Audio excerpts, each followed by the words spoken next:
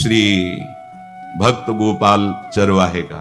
पहले ऐसा हुआ करता था कि सबकी गायें जैसे चराए तो सब लोग अन्न आदि जो है उसके घर भिजवा देते थे और गायें छोड़ देते थे। वो ग्वाला ही कहा जाता था। सैकड़ों लोगों की गाय चराता था और उसके घर में अन्न आदि जो आवश्यक सामग्री है भिजवा दी जाती थी। ना तो एक अक्षर वो पढ़ा लिखा था और ना कभी उसने भगवान का नाम या कोई चर्चा सुनी थी।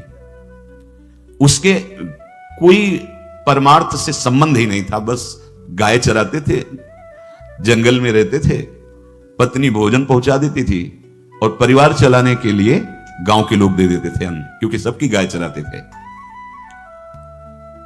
ना तो उसको किसी धर्म का ज्ञान था, ना किसी साधना का ज्ञान था। एक दिन देखा जंगल से एक मंडली जा रही संतों के। वो श्री राम जय राम जय जय राम, श्री राम जय राम ऐसे कीर्तन। संत जन पहले मंडली बना के चलते थे तो नाम कीर्तन पद कीर्तन ऐसे। उसको बड़ा आनंद आया। उसको लगा कि इतने झूम झूम कर संत जन गा रहे हैं, किसी से बात नहीं की, पकड़ लिया। अब पूरा तो नहीं, बस उतना राम राम राम राम ऐसे करने लगा। देखो कई बार कहा है यदि आप बिना गुरु मंत्र के भी नाम जप करेंगे तो नाम जप आपको गुरु तक पहुंचा देगा, क्योंकि गुरु प्रदत्त नाम भगवत साक्षात्कार कराता है। 50 वर्ष की अवस्था लगभग हो गई थी। कभी कोई तीर्थ याटन, धर्म कार्य, शास्त्र स्वाध्याय, सत्संग कुछ नहीं। देखो कृपा, विश्वास। अब वो अलौकिक ढंग से नाम में मिठास लगने लगी उसको। तो जोर जोर से कभी कभी नाच पड़ता, चरवाहा है ना, गाता। तो और जो लोग थे उसका उपहास करते, अरे नरक में भी ठौर नहीं मिलेगी, जिंदगी में कुछ पुण्य नहीं किया। ये ऐसे लोग बहुत उपहास करने वाले। ऐसे करने से क्या मिलेगा, नाम से कुछ हो जाएगा। उसने कहा हमने तो कभी सोचा ही नहीं कि कुछ होगा, हम तो ऐसे ही गा रहे। पर ये लोग उपहास कर रहे हैं, क्या गलत है क्या ऐसा गाना? जब तक दृढ़ ज्ञान नहीं होता तब तक माया फिसला सकती है।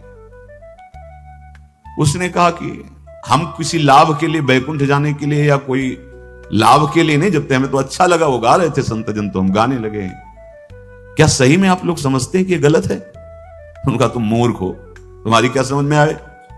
और उपहास करते उसका। उसके मन में एक बात आई, कोई ये प्रमाण दे दे मुझे, ये जो मैं संतों के मुख से सुना नाम, ये परम सत्य है, ये परम सुखकारी है और इससे क्या वैकुंठ मिल जाएगा? कोई तो मिले मुझे। और जब किसी के हृदय में ऐसी आकांक्षा होती है तो वही मिल जाते हैं जो सबके हृदय की जानते हैं। एक दिन उसने देखा जब लोग दिल्ली की हंसी मजाक कर रहे थे, उसी समय एक लंगोटी पहने हुए, हाथ में कमंडल और दंड धारण किए हुए कोई वीतराग परमहंस दौड़ा, चरणों में गिर गया। महाराज महाराज, बस एक बात आप बता दीजिए, जो हम राम राम कह रहे हैं, ये लोग उपहास करते हैं, क्या इससे हमारा कल्याण हो जाएगा, वैकुंठ मिल जाएगा? तो उन्होंने कहा बेटा ये बहुत मंगल में भगवान का नाम है, पर हमें लगता है कि तुम्हें गुरुदेव की आवश्यकता है। यदि तुम गुरु कृपा पात्र बन जाओ तो इन उपहास करने वालों की बातें तुम्हारे मन में नहीं लगेंगी और निश्चित तुम्हें भगवत साक्षात्कार हो जाएगा। तुम्हें पैर पकड़ लिया और कहा महाराज आप ही गुरु बन जाओ ना हमारे, आप ही हमें मंत्र दे दो। तो उन्होंने कहा हम तो तीर्थ यात्रा में हैं, ऐसा हम नहीं कर सकते, पर यदि तुम भगवान से प्रार्थना करोगे तो तुम्हारे कल्याण के लिए सदगुरु प्राप्त हो जाएगा। इसलिए जैसे कोई पूछते किसको सदगुरु बनाऊं, तुम कहते किसी को नहीं, पहले भगवान को मानो, श्री हरि को, जगत गुरु श्री कृष्ण को, फिर उनसे प्रार्थना करो कि यदि आप आवश्यक समझते हो कि सदगुरु के रूप में आप आकर के हमारा कल्याण करेंगे तो मुझे पहुंचा दो या आप स्वयं आ जाओ। मैं नहीं खोज कर पाऊंगा, मेरी वो दृष्टि नहीं है कि मैं किसी महापुरुष को पहचान सकूं। मैं तुमसे सत्य कहता हूं, सदगुरु की जो शरण में हो गया तो उसके जीवन नौका की डांट सदगुरु अपने हाथ में ले लेते हैं। फिर उसको कोई भय, कोई उपहास, कोई लज्जा नहीं सताती, वो सुख पूर्वक इस दुखद अपार संसार समुद्र से पार हो जाता है। पर बेटा तेरे ऊपर भगवान की बड़ी कृपा है, क्योंकि तू संतों को मानता है। तू मेरी बात पर विश्वास कर ले, अंदर से तू एकांत में रो, तुझे सदगुरु मिल जाएंगे। अब ऐसा कहकर वो अपने राह में चले तीर्थ यात्रा के लिए। अब वो खोजता, एकांत में बैठकर देखता, कभी कभी वो पेड़ पे चढ़ जाता कि कोई संत तो नहीं आ रहे हैं। अब उसके लिए वहां भोजन पहुंच जाता, पाता, गाय देखता, और बस खोज करता कि सदगुरु आ जाए, सदगुरु आ जाए। बहुत समय व्यतीत हुआ पर उसका विश्वास नहीं टूटा कि संत ने कहा था कि तुम भावना करो कि सदगुरु आ जाएंगे। भगवान सदगुरु बन करके आ गए, वही है सदगुरु। देखा सामने से बड़े तेजस्वी महात्मा बड़े तीव्र गति से आ रहे, वो दौड़ा, गुरुदेव गुरुदेव, चरणों में लौट गया। चरणों में जे ही गिरा तो एक बिजली सी दौड़ी उसके हृदय में। अब बात बन गई, गुरु मिल गए, वो खड़े हो गए। देखते ही सात्विक भाव उत्पन्न हो रहा है, आंसू निकलने लगे। देखते ही मन में आया कि जो संत कह रहे थे सदगुरु मिल जाएंगे, यही हमारे सदगुरु हैं। हृदय में उत्साह, आतुर आवाज, प्रभु मुझे भवसागर से पार करने वाला गुरु मंत्र दे दो। ऐसे थोड़ी दीक्षा दी जाती कि गली चलते दी जाए, दूंगा। जा पहले स्नान करके आ, फिर एकांत स्थान में बैठेंगे, फिर तेरे को उपदेश देंगे। बोला महाराज मैं जंगली आदमी हूं, गाय चराता हूं, हमारा घर बार से कोई आना जाना नहीं, यही भोजन आ जाता है।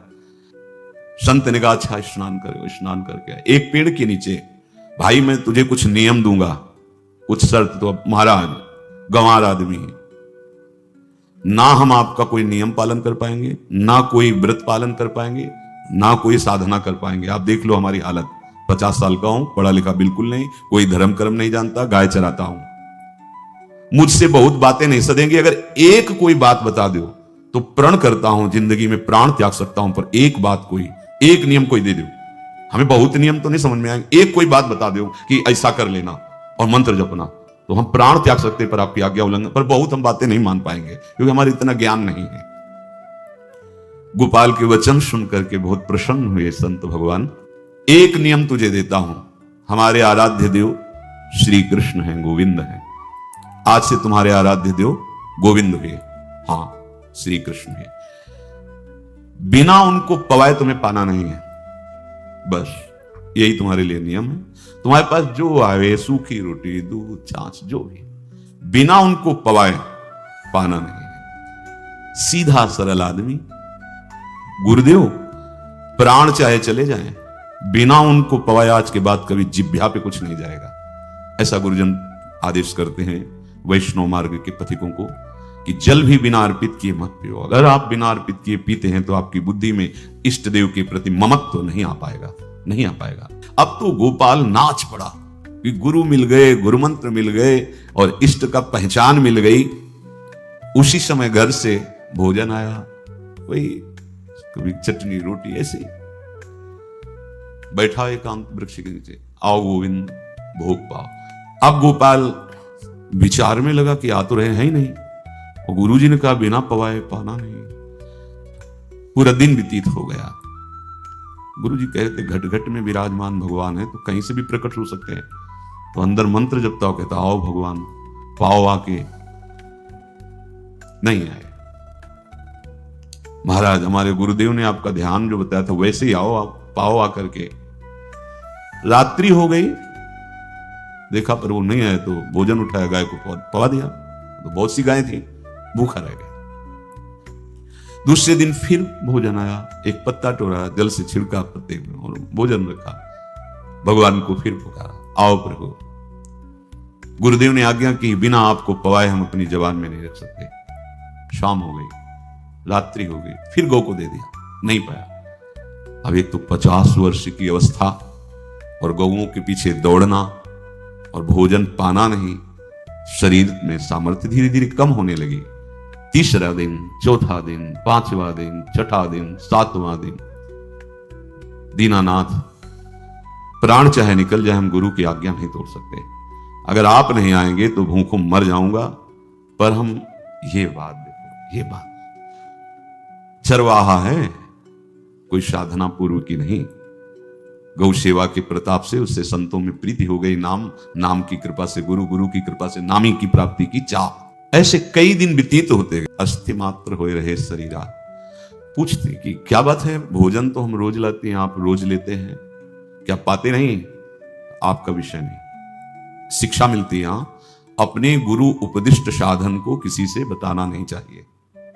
गुरु उपदिष्ट साधन जब तक सिद्धावस्था ना पहुंच जाए तब तक गुप्त रखा जाता है। जो जैसे आप सत्संग सुन रहे हो, इसमें कोई वचन आपको लगा, पकड़ लिया, अब वो जीवन में तभी बोलना है जब उसका प्रभाव हमारे जीवन में आ जाए। नहीं ऐसे नहीं बोलना, नहीं तो निकल जाएगा। और अगर रोक लिया तो मंथन करेगा अंदर और आपको उसमें स्थित कर देगा। एक भी शब्द नहीं बताया कि हमारी गुरु दीक्षा हो गई, गुरुजी ने कहा था पवा के पाना, और इतने दिन हो गए भगवान तो आ नहीं रहे, इसीलिए हम पा नहीं रहे, तो हमारी ये दशा है। देखो आज का समय ऐसा है कि प्रगट में सब इंद्रियों के पोषण की व्यवस्थाएं भगवान दी, चाहे गृहस्थ हो चाहे विरक्त हो, लेकिन क्या हमारे अंदर निष्ठा है ऐसी? सबरी जी जब उनके गुरुदेव पधारने लगे तो चरणों में रो के गिरे कि प्रभु इस पूरे विश्व में मुझ अधम को सिर्फ आप ही प्यार करने वाले, आप ही ने दुलार करके मुझे रखा, नहीं सब जगह ठोकर मिल गई, कोई भी संत महात्मा हमारी तरफ देखना नहीं चाहते, और प्रभु आप जा रहे हो, आप कैसे जीवन? जानते हो क्या कहा? हम तो भजन के प्रभाव से भगवान के धाम जा रहे हैं बेटा, भगवान स्वयं चलकर तुम्हारे पास आएंगे। सबरी जी बहुत वर्षों तक कभी गुरु के वचनों पर अविश्वास नहीं हुआ, क्योंकि कहते थे भगवान आएंगे, रोज पावड़े डालती हूँ, सोहनी लगा के दिल चिरती हूँ, रोज लगता है आपको सलाह तो नहीं दिया गुरु जी ने? नहीं, गुरु के वचन भगवान आएंगे। शायद ऐसा वर्णन की शास्त्र हजार वर्ष सोचो जरा, और भगवान आए और सबरी को निहाल किया। ऐसे वो गुरुदेव ने कहा है भगवान आएंगे, जब तक वो ना पाएंगे तब तक हमने कहा कि, और उनका उद्देश्य अलग था कहने का कि आप भगवान को भोग लगा के पाइएगा और भजन कीजिएगा तो मंत्र के प्रभाव से तुम्हारे मानस पटल पर भगवान दिखने लगेंगे। ऐसा होता है, और सीधा आदमी सीधा समझा जब तक भगवान नहीं पाएंगे तब तक हमें नहीं पाना। 18 दिन बीत गए, कुछ ना खाना न पीना। गोविंद भी देखते बाल भक्त ओम प्रकाश जी महाराज यही अपने चामुंडा के पास से उधर, बहुत नामनिष्ठ महात्मा, बाल भक्तों में बहुत ही मानो प्रहलाद जी ही हैं।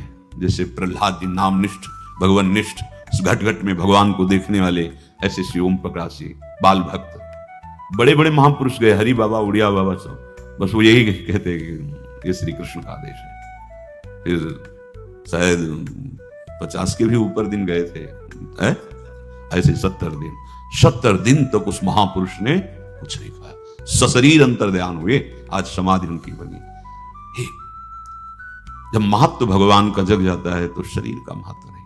अच्छा, प्राणनाथ जब प्राणों का पोषण कर रहे हैं तो अन्न में भी तो प्राणनाथ की हिस्स दी हुई सकती है, तो बिना अन्न के भी उनका पोषण हो रहा है। पर ये भागवती का आदेश से, मनमानी करने से नहीं। मनमानी करने में फिर मार्ग रुक जाएगा। भगवान आदेश करते हैं अपनी वाणी से, युक्ताहार विहारस्य, उचित आहार विहार, वो तो भगवत आदेश होता है। 18 दिन बीत गए, 19वें दिन जब भोजन आया पेट की आंतें सब सिकुड़ गई थी। वैसे ही 50 वर्ष के थे, आंखें धस गई थी, उठने की ताकत नहीं। पत्नी ने फिर कहा कि आप कुछ तो बताइए कि क्या आपको कोई रोग हो रहा है? आप भोजन नहीं पा रहे, मैं रुक जाऊं यहीं आपकी सेवा के लिए, या आप घर चलिए? कोई उत्तर नहीं, आप जाइए, हम ठीक हैं। ऐसा फिर धीरे से पत्ता लाए, छिड़का भगवान आओ पाओ आकर के। शाम हो गई, फिर गाय को दे दिया। विचार कर लिया कि अब मरना ही है, मुझे जैसे अधम के पास भगवान तो आएंगे नहीं, वो तो भगवान है, पर मैं अपने गुरु के वचन नहीं तोड़ सकता, मर चाहे जाऊं। 27 दिन व्यतीत हो गए, एक कवल भी अन्न नहीं पाया।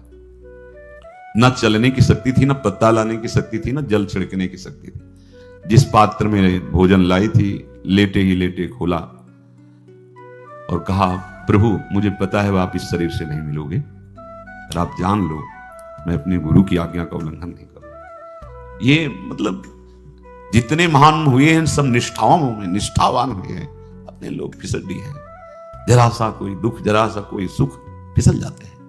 प्राण अनंत जन्मों की बिगड़ी 27 दिन क्या होते हैं? क्या होते 27 दिन? अनंत जन्मों का जमा कूड़ा करकट भगवान साफ कर रहे हैं।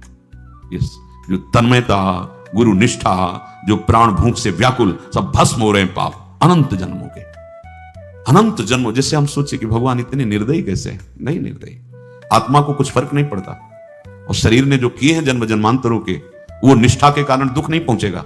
निष्ठावान को दुख नहीं पहुंचता, वो आपको दिखाई देगा दूर से, उसको दुख नहीं पहुंचता, क्योंकि निष्ठा का कवच है, वो कभी कोई भेद नहीं सकता। किसी भी माया के यंत्र में ताकत नहीं कि निष्ठा को भेद सके, उसी को निष्ठा कहते हैं, नहीं भेद पाई। 27वां दिन है, पति की दशा देख करके कहा स्वामी अब तो आप कहोगे भी तो मैं नहीं जाऊंगी, हम आपकी दशा, इशारे से कहा आज भर चली जा, क्योंकि उसको लग रहा था आज प्राण निकल जाएंगे, आज भर चली जा, फिर कल से जैसी तेरी आज चली जा। इशारे से बोलने की भी सामर्थ्य नहीं थी। गोपाल के आंसुओं की धारा चल रही, पड़े पड़े धीरे से खोला जो भोग है, और अंतस्थल, आज बोल भी नहीं पा रहे, अंतस्थल से कह रहे प्रभु अब चाहे आके पालो या लिवा जाके पवा देना, देख लो आप, आखिरी है, आके पालो या लिवा जाना, अपने यहां पवाना, क्योंकि हमारे यहां तो पाए नहीं आप। बड़े प्रेम से अंदर से आवाज आई, गोपाल आंख खुली, क्योंकि बोलने की हिम्मत नहीं, ये अंदर से प्रार्थना की थी। गोपाल वो अमृतमय, गुरुदेव ने कहा था कि उनकी वाणी से अमृत बरसता है। एकदम आंख खुला, देखा वही पीतांबर, वैसे ही मोर मुकुट, वही मुरली, वही करधनी, वैसे नूपुर, वैसे ललित त्रिभंगी। गुरुदेव ने जैसा वर्णन किया था वैसा ही सुंदर रूप गोपाल के सामने प्रभु। मुखमंडल की मनोहरता देखकर निहाल हो गए, निहाल कर देंगे। थोड़ी पीड़ा सहना सीखो, सहत सहत बाढ़े भगति, ग्रह तन गुरु हितगार, ग्रह तन गुरु हितगार हार अपनी करिमान। सेवक जी कह रहे हैं देखो, ग्रह तन गुरु हितगार हार अपनी कर, तन मन प्राण गुरु वचनों पर न्यौछावर, जो भी सहना पड़े सहूंगा। मिल गए प्रभु, प्रभु दूर नहीं है, प्रिया प्रीतम बहुत कृपालु हैं। मानो करोड़ करोड़ काम की सौंदर्यता को हे करते हुए प्रभु के लावण्य का प्रकाश हो रहा है। मनहारिणी मुरली, जैसे कहा था अधरों में रख, वैसे अधरों में विराजमान। अच्छा खास बात ये, ना कोई गाय देख पा रहे, नहीं कोई और चरवाहा देख पा रहा। ये भगवान को, जैसे इस सभा में किसी से बात करें, भगवान किसी से मिले तो पास बैठा व्यक्ति भी नहीं देख पाएगा, ना जान पाएगा, क्योंकि प्राकृतिक इंद्रियां, प्राकृतिक शरीर, और वो चिदानंदमय, वो तो जिसको दर्शन देंगे तो पहले दृष्टि प्रदान करते हैं। भगवान जिससे मिलते हैं पहले दृष्टि प्रदान करते हैं, तो गुरु रूप से दृष्टि प्रदान। ये जो अंतर में पुकारा ना, वो अंतर दृष्टि खुल गई, सामने देखा। इतना सुंदर विश्व मोहिनी भगवान श्री हरि का ललित त्रिभंगी रूप कि गोपाल की आंखें नहीं टिकी। इतना सुंदर रूप, आंखें भगवान के तेज के आगे बंद हो गई। जब भी बंद हुई तो देखा मानस पटल पर वैसे ही ललित त्रिभंगी। फिर खोला, देखा सामने भगवान मुस्कुराए, सामर्थ्य प्रदान की। देखो अर्जुन के साथ ही तो खेलते भगवान सखा भाव से, रथाक रहे हैं, लेकिन भगवान का विराट स्वरूप देखने की सामर्थ्य अर्जुन में थी क्या? दिव्य दृष्टि प्रदान की। फिर भी कांप रहे थे अर्जुन जी, भगवान की दिव्य दृष्टि संपन्न नेत्रों से उस विराट महिमा को देखकर कांप रहे थे अर्जुन। ये तो माधुर्य रूप प्रभु का है। उसने मानो इशारा किया प्रभु को कि हमारी सामर्थ्य में मैं सकिल कर आ जाऊं, नजदीक आप आ जाओ। आ गए, अपना माथा प्रभु के चरणों में रखा, आंसुओं से भगवान के चरणों का प्रक्षालन कर रहा। देखो गांव का गाय चराने वाला ग्वारा, जिसको कोई धर्म कर्म का ज्ञान नहीं, कोई भक्ति का ज्ञान नहीं, कोई शास्त्र का ज्ञान नहीं, भगवान ने फिर उसको उठाया और अपने हृदय, ज्यों हृदय से लगाया, हष्ट पुष्ट स्वस्थ सब, अंतर बाहर पूर्ण, कोई पीड़ा नहीं, कोई दुख नहीं, बिल्कुल तेजस्वी स्वरूप।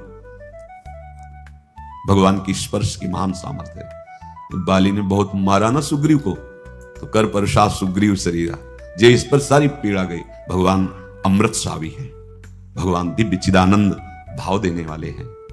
अब तो सुरमुनि वांछित प्रभु की छाती से लपटा हुआ है। ये ऐसा ना सोचो कि कहानियां हैं, ऐसा ये सत्य विषय आप भी प्राप्त कर सकते हैं। इसी के लिए रोज सत्संग होता है। जब वो भगवान से लिपट कर छाती में अश्रु की बूंदे, तो भगवान ये था माम प्रपद्यन्ते, भगवान की अश्रु बूंदों से गोपाल का अभिषेक हो रहा है, मानो सुदामा मिलन हो रहा है जैसे। भगवान को दैन्य बहुत प्रिय है। तभी भाई जी महाराज कहते हैं पद में कि बुद्धिहीन बना दो हे भगवान, हमें बुद्धिहीन बना दो। ये जो बहुत बुद्धि चलती है ना, इसके लिए दौड़ भाग है। नहीं, सीधे प्रभु हमारे हैं, हम प्रभु के हैं। नाम जप आश्रय भगवत प्राप्ति निश्चित। भगवान बोले, प्यारे गोपाल अब तो रो मत, देख मैं तेरे प्रेम में पगी हुई है जो सूखी रोटियां हैं अभी पाता हूं। और भगवान बैठ गए और उसके घर की जो रोटी थी उसे, देखो मुझे त्रिभुवन का कोई भी भोग प्रसन्न नहीं कर सकता गोपाल, मुझे त्रिभुवन का कोई भोग प्रसन्न नहीं कर सकता। इस बात को समझो, जिनको ये भ्रम हो कि हम अधर्म से कमा के 56 भोग लगा के प्रभु को प्रसन्न कर लेंगे, तो ये बात सुनो। कह रहे मुझे त्रिभुवन का कोई भोग प्रसन्न नहीं कर सकता, मैं ऐसे ही अन्न की चाह रखता हूं। भगवान के वचन, जैसे दुर्योधन का महल का सब वैभव त्याग के स्वागत ठुकरा के और विदुरानी जी के हाथ का छिलका पाया, मैं ऐसे ही अन्न की चाह रखता हूं। भगवान कहते हैं बलिहारी है। कभी प्यार से एकांत में रो के इनको पवाना सीखो। भले आप इतनी कटोरी में सब्जी 2 रोटी, और अगर दैन्य भाव से कि नाथ कहां आप और कहां, कैसे आपको पवाएगा। जो छवि है ना, पंखा करते जाओ ऐसे बीच बीच में जल पिला, देखो ना, ये था माम प्रपद्यन्ते तास्तते भजम। आप जैसा मानोगे वैसा ही वो व्यवहार करेंगे, पक्का समझ लो। गोपाल जो सच्चे हृदय से मुझे पुकारता है मैं अवश्य उसको मिलता हूं, जो प्रेम पूर्वक मुझे पवाता है मैं अवश्य उसका पाता हूं। पत्रम पुष्पम फलम तोयम ये में भक्त्या, भक्ति पूर्वक जो पवाया, भक्ति पूर्वक का मतलब दैन्य। अभक्त में अहंकार होता है, देखो ये किया मैंने, वो भगवान स्वीकार नहीं करते। वो आपका शुभ कर्म बन सकता है, अब वो भी धर्म से कमाई की है तो, पर भगवान की प्रसन्नता का हेतु होगा दैन्य। जहां भी देखो हमारे स्वामी को, जहां भी देखो दैन्य में बिके हुए पाए गए, दैन्य में। और ये दैन्य किसी बाजार में नहीं मिलती, ये दैन्यता बनावटी नहीं होती, ये वस्तुता हृदय की होती, भगवत प्रदत्त ही होती है। पर जो संत सदगुरुदेव की आज्ञा का अक्षरशः पालन करे तो इस दैन्य का निश्चित प्रादुर्भाव हो जाएगा, अहंकार गलित हो जाएगा। वत्स, मैं किसी भी वस्तु का कभी भूखा नहीं हूं। मानो गोपाल के बहाने से हमको समझा रहे हैं क्या चाहिए भगवान को, क्या चाहिए। कुछ भी कर लो, माना कि तुम तात्कालिक वर्तमान दुख को मिटा सकते हो, तात्कालिक, लेकिन संपूर्ण दुखों को मिटाने के लिए हरिनाम गरज रहा है, राधा नाम गरज रहा है। आपसे प्रार्थना है, समझो इस बात को, कलयुग केवल नाम आधारा। देखो सुन के राम राम शुरू किया, मिल गए सिद्ध सदगुरुदेव, दे दिया मंत्र, बता दी निष्ठा, और मिल गए भगवान। और भगवान कह रहे हैं अब तेरे जीवन में कभी दुख का लेस नहीं रहेगा, तू अब घर जा, अब किसी की गाय चराने की जरूरत नहीं है, कुल परंपरागत तेरे लक्ष्मी बढ़ती रहेगी, तुझे कुछ करने की जरूरत नहीं। देखो बड़े बड़े सोने के पहाड़ किसी सुनार ने बनाए क्या, प्रभु ने तो बनाया है। भगवान हंसते हंसते समझ ही नहीं पाए और अंतर्धान हो गए। अभी गोपाल कुछ अपने मन भर के देख नहीं पाया था, कह नहीं पाया था, भगवान अंतर्धान हो गए। अब तो चिल्ला चिल्ला के रोने लगा और विवश होकर आंख मूंदी तो देखा उसके मानस पटल पर छाए। अब तो राजी हो गया कि ये मेरे प्रभु ऐसी जगह विराजमान हो गए, कोई देख नहीं पाएगा, हम रोज बात करेंगे, रोज दर्शन करेंगे। नारायण या गौर श्याम को हृदय निकुंज बसइए। तो इसलिए धैर्य धारण करके कितना भी कष्ट हो अब पीछे मत हटो, फिसलो मत। माया अपने पार्षदों को भेजेगी। प्रभु का चिंतन छूटे वो कुछ भी स्वीकार नहीं। प्रभु का चिंतन होते हुए जो हो रहा है उनका सृष्टि का कार्य है, जो जो जिसको सेवा दे हो रहा है। हमारा प्रभु का आश्रय अगर बदला किसी व्यक्ति का आश्रय या किसी अन्य का आश्रय, बहुत घाटा हो जाएगा।